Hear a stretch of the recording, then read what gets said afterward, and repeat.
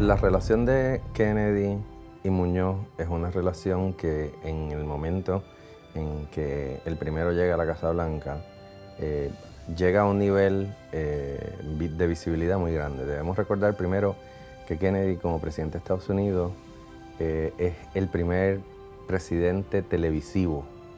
La televisión llega a Estados Unidos a mediados de la década del 50, el presidente es Eisenhower, pero el primer político joven que llega en la época en que la televisión penetra en las salas de los hogares de las familias estadounidenses es Kennedy, así que parte de la imagen que tenemos de él y de la leyenda se alimentó con ese rico caudal de imágenes. Hay un encuentro de ideas, hay un encuentro de sensibilidades y hay un encuentro de intereses. De eso se trata la política, después de todo. El interés de Kennedy por América Latina le viene particularmente de figuras del Nuevo Trato, de figuras a quien Muñoz ya conocía, como Adolf Perle. Y eso ayuda a reclutar entonces a personas cercanas a Muñoz para esas nuevas iniciativas en América Latina. Teodoro Moscoso, Arturo Morales Carrión, que se integran al comité de trabajo para elaborar las políticas que resultan en la Alianza para el Progreso, por ejemplo, o para una política muy importante para Muñoz, que era el apoyo a los movimientos democráticos, el apoyo a la socialdemocracia en América Latina, en lugar del apoyo a los regímenes conservadores que había caracterizado la presidencia de Eisenhower. Entonces Muñoz tiene la oportunidad de llegar directamente ya al presidente por la afinidad de ideas y entonces con el reclutamiento de personas como Teodoro Moscoso, Arturo Morales Carrión, actuar directamente, influir directamente en la política norteamericana y en su implantación. Si nos referimos al concierto donde Pablo Casals tocó en la Casa Blanca en 1961, es importante recordar que fue en el contexto de una cena que se le daba a Luis Muñoz Marín. Kennedy y Casals tenían una relación personal que databa de principios de la década del 50 y lo comento porque cuando Casals sale al mundo y realiza su primer gran concierto después de estar guardado en su casa en Francia, es en 1950. Se organiza un festival en Prades en torno al bicentenario de la muerte de Johann Sebastian Bach. Kennedy era un congresista por el estado de Massachusetts, muy desconocido todavía, fuera de su ciudad. Va a Francia a escuchar a Casals en ese primer concierto, que además se convierte en el primer concierto del Festival Casals de Francia. Muñoz sentía una gran identificación, como sentía toda su generación democrática, por la democracia española. Y la persistencia de una dictadura fascista en España, con la cual Estados Unidos había entrado ya en unos acuerdos y unos entendidos por motivos estratégicos, pero era un hueso muy duro de roer para aquellos que tenían esa vocación democrática que sentía Muñoz. Y una de las personas que mejor representaba esa vocación democrática española era Pablo Casals. Pablo Casals había callado chuchear, los había dejado de tocar públicamente, salvo en muy contadas excepciones, en protesta contra la persistencia de la dictadura de Franco en España. I don't play anymore. You see, when you see such horrible things, such misery, such suffering, you can't think of in music or in concerts. So this is why I dedicated my time and my everything to those people. I think that if I have done one thing in my life well, it was that. Las relaciones que él tenía, digamos, con un establishment en Nueva Inglaterra, en Estados Unidos, de Nueva York a Boston, hace que Muñoz, cuando accede a la gobernación en 1948, y aún desde antes, procura el consejo de importantes figuras del establishment washingtoniano. Una de ellas, por ejemplo, es Abe Fortas, el abogado Abe Fortas, que eventualmente se vuelve juez del Tribunal Supremo, y que debo decir es el enlace entre Casals y Muñoz también, porque Fortas era un violinista aficionado, era judío, Muchos de los amigos de Casals, como Schneider y Horsovsky, con los que toca en la Casa Blanca en el 61, son judíos. Por lo tanto, Fortas es uno de los vínculos más grandes, pero Fortas es además un asesor del gobernador. Como también lo fue John Kenneth Galbraith, el economista estadounidense de la Universidad de Harvard, y toda una serie de gente, Carl Friedrich, que también era profesor de la Universidad de Harvard. Es decir, Muñoz tenía un grupo de asesores que estaban muy conectados con la academia y con el gobierno, a quienes él llama para ayudar a Puerto Rico. Por lo tanto, ese grupo de amigos es fundamental para conseguirle acceso y para adelantar la agenda que él tiene con el Congreso de Estados Unidos, porque la estrategia que se sigue, y esto vuelvo y lo digo, lo documenta muy bien Sánchez Vilella y lo documenta muy bien Trías Monge, es muy sofisticada, es muy compleja y es una estrategia de tratar de convencer al Congreso de que la relación debe ser revisada. Y se le ocurre escribirle a Kennedy. Y de esa correspondencia y de la influencia también en círculos demócratas de Abe Fortas, también muy amigo de Muñoz y de Puerto Rico, surge la idea de que Casals toque en Casablanca. Eso le plantea un problema a Casals, porque él no podía tocar en Estados Unidos, porque no tocaba en países que reconocieran el régimen de Franco. Y la manera en que Casals la resuelve en su mente es, bueno, yo voy a ir a tocar para el presidente Kennedy y para mi amigo Muñoz Marín. Entonces, con esa fórmula de avenencia en su mente y en su espíritu, se hace esta cena, una cena en honor, una cena de Estado, del presidente de Estados Unidos en honor al gobernador de Puerto Rico. Ocurre que Casals se había venido a vivir a Puerto Rico. Él llegó aquí en diciembre de 1955 por primera vez.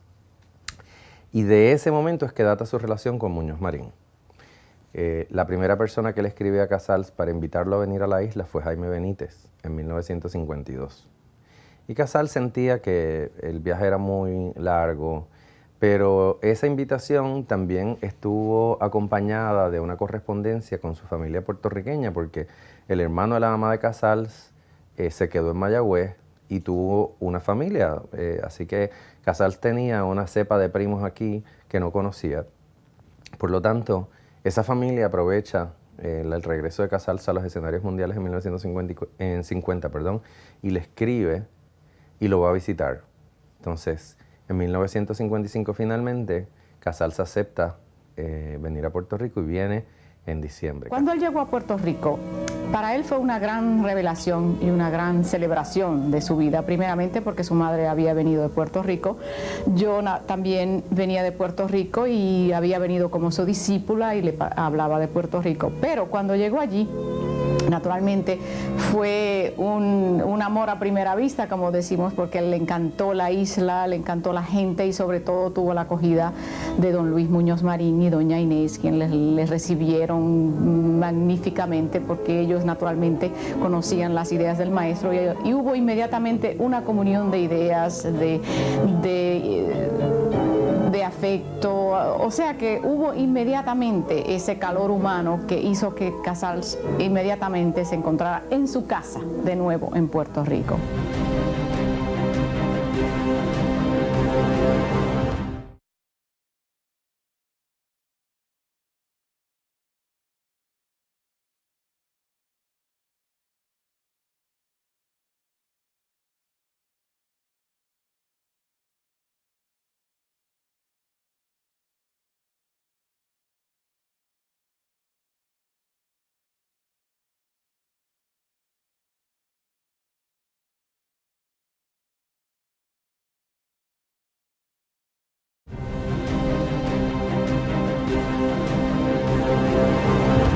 Muñoz comprende desde adentro el sistema político norteamericano, sus virtudes y sus grandes defectos. O sea, no es un conocimiento libresco, no es un conocimiento de literatura, es una vivencia. Y además comprende por consiguiente mucho más cuánto daño le puede hacer a Puerto Rico la acción reflexiva o voluntaria, y reflexiva o voluntaria de los Estados Unidos. Y particularmente con el nuevo trato, cuánto bien le puede hacer la acción norteamericana a Puerto Rico cuando hay un entendimiento y cuando hay una comunidad en los intereses, en las causas, ¿no? Causas en común. Eso lo vive con el nuevo trato, eso lo implanta él desde que es líder de la mayoría en el Senado y posteriormente gobernador. Una comunicación continua que para nada es un entreguismo, es al contrario, es buscar aquellos puntos comunes donde se puede poner, afianzar una palanca para mover cosas que le hagan bien a Puerto Rico. Casals había asumido una postura de no tocar en ningún país que apoyara la dictadura de Francisco Franco en España. Pero hace una primera excepción al venir a Puerto Rico porque traza un paralelo entre Puerto Rico y su natal Cataluña, diciendo, yo soy catalán, Cataluña está subordinada a España, pero tiene una identidad propia. Lo mismo ocurre con Puerto Rico. Puerto Rico es una nación cultural, está subordinada a Estados Unidos, es la tierra de mi madre, por lo tanto voy a hacer una excepción. Mi madre me hablaba de Puerto Rico, ella tenía en mente y el sentimiento el Puerto Rico de su época. Era el mar, el paisaje, los pueblecitos. Mayagüez era pequeño en aquel tiempo y todo lo que ella había visto de la isla, una cosa preciosa. Hay que decir que cuando Casals recibe la invitación para tocar en una cena en honor a Luis Muñoz Marín, no se puede resistir. O sea, la estrategia funciona porque Kennedy se lo pone difícil. Habían encontrado tantos puntos de convergencia, de unidad, de propósito, de proyección, de valores. Los dos tenían un humor chispeante y los dos admiraban esa rapidez de pensamiento. Le dice, estamos haciendo una cena de verdad de Estado en honor al gobernador de Puerto Rico. Un gobernador con el que Casals tenía una afinidad grande, porque cuando Casals viene a Puerto Rico, Muñoz le abre las puertas de la fortaleza. Muñoz no es tonto, también sabe que la presencia de Casals en Puerto Rico abona la proyección de lo que él está haciendo políticamente en Puerto Rico, pero doña Inés además se toma el tiempo y el esfuerzo de acompañar a Casals, de conseguirle casa, de velar por su bienestar, y eso pues queda perfectamente documentado, por ejemplo, en el diario de doña Inés, que publicó la periodista Daisy Sánchez como parte de su trabajo de maestría en historia. Y en ese registro del diario de doña Inés vemos la intimidad que había y los sentimientos tan sinceros que tenía doña Inés hacia Casals. La esposa de John F. Kennedy, Jacqueline, un poco se parece en ese matrimonio a lo que representaba doña Inés en el matrimonio Muñoz Marín o Muñoz Mendoza, porque doña Inés era el contacto con los intelectuales, los artistas, los escritores. Jacqueline era igual. Se dice que ni Muñoz ni Kennedy tenían en el momento que ocupaban sus puestos muchas inclinaciones artísticas porque tenían el plato lleno, estaban trabajando con la política. Y entonces Jacqueline es una persona que prepara la agenda cultural de la Casa Blanca, y el concierto de Casals es uno de los eventos más prominentes que ocurren en esa época. Kennedy desarrolló, capturó la imaginación de la juventud, la imaginación democrática. Lo que había era un fervor por este nuevo presidente y por su esposa, Jacqueline, una persona muy bonita, muy fina, muy culta. Tan culta, hablaba español muy bien, hablaba francés muy bien, tan culta, bonita y atractiva que en un viaje del presidente a Francia, ella es una sensación tal que el presidente, cuando se reúne con el staff de la embajada norteamericana, le dice: yo soy la persona que acompañó a Jacqueline Kennedy a París. O sea, entonces era todo ese tipo de entusiasmo desbordante que se dio en Puerto Rico, que se manifestó en esa visita y también en sus visitas a América Latina. La relación de John F. Kennedy y Luis Muñoz Marín en ese momento histórico Es una relación un poco tensa por la siguiente razón.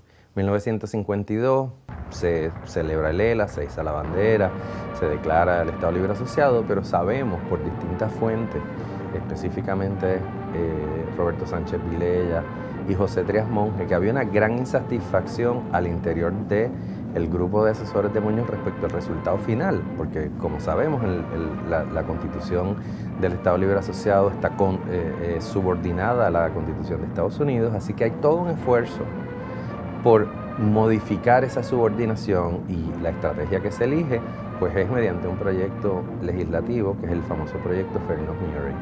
Muñoz en 1959 había aceptado una invitación de la Universidad de Harvard para presentar las conferencias Godkin. Se tarda varios meses en prepararlas, hace una revisión de literatura muy amplia respecto a nacionalismo, a nuevas formas de gobierno, y presenta las conferencias en abril de 1959 y las titula Brecha para trascender el nacionalismo.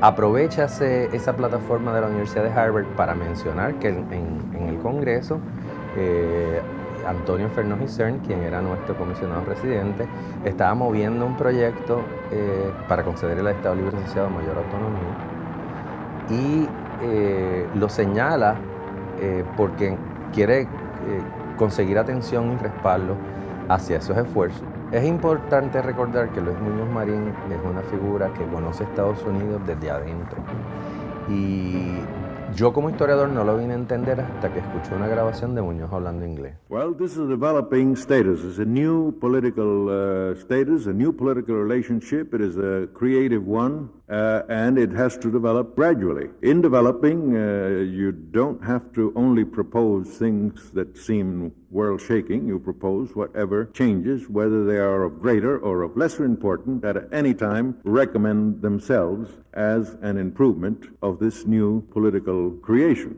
Yo había leído textos de Luis Muñoz Marín en inglés, pero no había escuchado la voz de Luis Muñoz Marín dirigiéndose a una audiencia en Estados Unidos hasta que en el archivo de la Fundación Muñoz Marín conseguí la grabación de la sesión de preguntas y respuestas de las conferencias Godkin. Cuando yo escuché a Muñoz hablar inglés, me di cuenta que como acto performativo, Muñoz era un estadounidense. Muñoz tenía un lenguaje tremendamente sofisticado, hablaba con una fluidez extraordinaria y se comunicaba como el escritor que era. O sea, la sesión de preguntas y respuestas de las conferencias Godkin es un evento completamente espontáneo. Muñoz no está leyendo un texto, Muñoz le está hablando a la intelectualidad de la Universidad de Harvard. Por lo tanto, si trasladamos eso al mundo político, cuando Muñoz iba al Congreso y se sentaba en una comisión y se dirigía a los congresistas, les hablaba de tú a tú. Entonces, habiendo pasado todo el tiempo que pasó en la década del 30, del 20 del 30 en la ciudad de Nueva York, conociendo también el mundo literario y entendiendo como entendía, porque recordemos que se fue con su padre a Washington cuando él era comisionado residente, Luis Muñoz Rivera, Muñoz funcionaba de una manera que hasta el día de hoy no tenemos a un político que pueda presentarse frente a los poderes de Estados Unidos y poder interpelarlos de la manera que él lo hacía. Llegan las elecciones de 1960, gana Kennedy, y Muñoz sabe que la negociación sobre ese proyecto se tiene que dar con este nuevo presidente en la Casa Blanca. Por lo tanto, la cena de Estado de Kennedy a Muñoz Marín también tiene otros motivos, ¿no? Tiene unos motivos particulares. Kennedy quiere agradar a Muñoz, no se está casando con nada, pero está buscando un acercamiento político. Muñoz sabe que necesita ese acercamiento para poder hablar no solamente con el presidente, sino también con su hermano, que es una persona muy cercana de él, es el secretario de Justicia, está en su gabinete, y entonces ocurre esa cena. Casal, sin embargo, pone dos condiciones. Él dice, es importante que se señale que el concierto va a ser un concierto privado, número uno. Y número dos, yo quiero una audiencia con el presidente. Entonces, esas son sus dos condiciones. El presidente Kennedy, como usted sabe, tuvo una euforia general, un hombre joven con ideas avanzadas, con un amor a la democracia, hablando de que todo el mundo debía ser libre, o sea, que eso le gustó mucho al maestro. Él decía, no sé qué podrá hacer el presidente Kennedy, pero yo tengo confianza en él, tengo confianza en lo que dice, me parece que es un hombre honesto. Y ese entusiasmo que se sintió en los Estados Unidos en aquel momento, pues él lo sintió personalmente. Y él pensó que los años que Kennedy estuviera en la Casa Blanca quizás podrían ser mejores para España.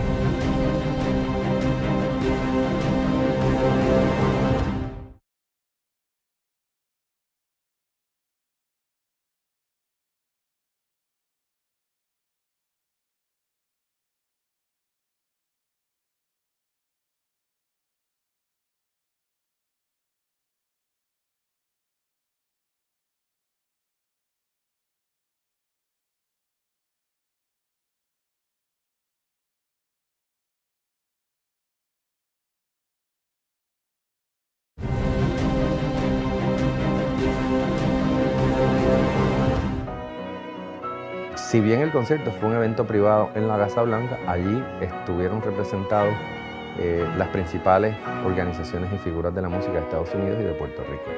Allí está la alcaldesa de San Juan, doña Felisa Rincón de Gautier, allí está el patriarca de la familia Figueroa, allí está Martita Casals, ¿verdad? Con quien Casals se había casado apenas unos años antes, y están grandes directores de orquesta, compositores como Aaron Copland, directores como Lenny Bernstein, y uno mira la lista de invitados y se da cuenta que estaba representado Raimundo y todo el mundo. La señora Kennedy decía que había sido una de las dos actividades más importantes que había tenido en Casablanca en cualquier momento, durante sus 1000 días en Casablanca. Ese evento entonces, esa noche, con una figura musical que no tiene par en el escenario musical mundial como Casals, le concede a la Casa Blanca de Kennedy, digamos, un aura muy particular. Y recordemos que Casals en ese momento es un hombre que tiene 85 años y en ese momento representa toda una generación de músicos que han sobrevivido a la guerra, y él particularmente ha asumido una postura muy clara y muy diáfana de repudio a la carrera armamentista, y su acceder a tocar para Kennedy entonces es un gesto de apoyo a ese presidente que él ve como lleno de promesa, con muchas posibilidades para trabajar los problemas que enfrentaba el mundo, y la historia le da la razón. Kennedy es un presidente que es puesto a prueba desde que llega a la Casa Blanca. El deseo de participar en la cena fue tal que tuvieron que dividirla en dos actividades: una cena en honor al gobernador y posterior a la cena el concierto de Casals. Entonces aquello dominó continuamente la prensa cultural norteamericana. Y claro, Casals termina el concierto, como siempre terminaba sus conciertos, con el canto de los pájaros, ¿no? Esta canción folclórica, mejorada por él, folclórica catalana, muy emotiva, ¿no? Muy sentimental. Y aquello fue mágico. It is so beautiful, and it is also the soul of my country, Catalonia. Gracias a Dios se grabó el concierto, o sea, existe la pista musical, así que toda esa noche ha quedado, y tan grande quedó en la conciencia de incluso la familia Kennedy, que cuando se hizo en el Met, en el Museo Metropolitano, una exhibición de la Casa Blanca de Mrs. Kennedy, o sea, era una exhibición en honor a Jacqueline Kennedy.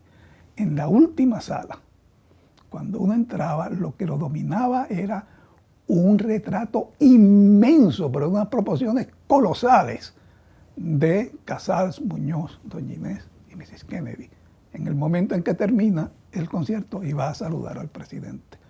Es importante recordar que cuando Casals va a tocar para Kennedy en el contexto de la cena en honor a Luis Muñoz Marín.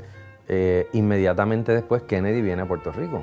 Kennedy viene a Puerto Rico para devolver la cortesía, pero también en un viaje que está realizando a Venezuela y a Colombia como parte de los esfuerzos de la Alianza para el Progreso. Así que Kennedy viene a Puerto Rico, se le recibe como un jefe de Estado, se monta una guardia de honor en el aeropuerto de Isla Verde, que es un aeropuerto relativamente nuevo. Aterriza Kennedy en su Boeing 707. Kennedy es el primer así presidente mediático volando el famoso Air Force One, y pernocta una noche en la fortaleza. Y esa noche en la fortaleza se hace una cena de honor, Casals está allí, y Muñoz puede decirle al mundo que recibe al presidente de Estados Unidos en igualdad de condiciones y con la misma hospitalidad. Creo que el balance final de la gestión con los Kennedy pues es interrumpida terriblemente por el asesinato de Kennedy, pero antes de que eso ocurriera ya Muñoz estaba muy frustrado con no haber podido adelantar por la vía legislativa lo que él entendía era un proyecto fundamental, porque él sabía que por la vía ejecutiva no lo iba a conseguir, había otras variables en la ecuación, había más cosas pasando, Puerto Rico era importante, pero no era tan importante, y creo que Muñoz se retira de la gobernación con esa espinita, con una frustración de no haber podido resolver por su propio esfuerzo y con sus talentos lo que se quedó pendiente en la negociación del 52. La persona que estuvo con él en el momento en que le llega la noticia fue mi padre. Y entonces le dijo, estamos... O sea, Muñoz se detuvo, un momento de desasosiego. Terminó, por supuesto, la conversación.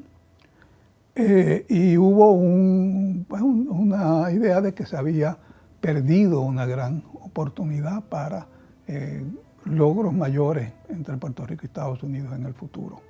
Aún así, dejó el legado de que le había concedido a Muñoz la Medalla de la Libertad. Se lo otorga al presidente Johnson con un laudo muy emotivo, ¿no? Convirtió a su tierra de una sociedad, convirtió a su país de una tierra azotada a una sociedad vital, ¿no? Ese era el tipo de liderato democrático que ejerció Muñoz en Puerto Rico y por el cual el presidente Kennedy tanto lo admiró. The birds in the space sing peace, peace, peace.